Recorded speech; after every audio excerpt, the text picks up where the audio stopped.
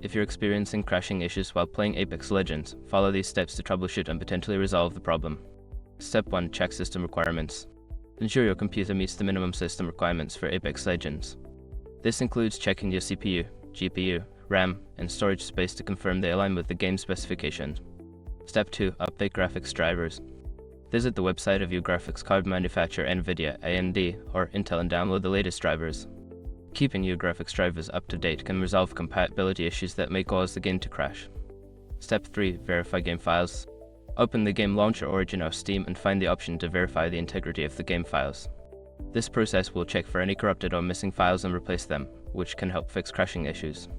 Step 4. Adjust in-game settings. Lower your graphics settings within Apex Legends.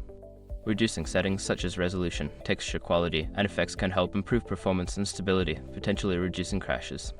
Step 5. Disable background applications. Close any unnecessary applications running in the background, especially those that consume a lot of resources. This can free up CPU and memory, allowing Apex Legends to run more smoothly. By following these steps, you should be able to address the crashing issues in Apex Legends. If problems persist, consider seeking further assistance from the game's support community or forums.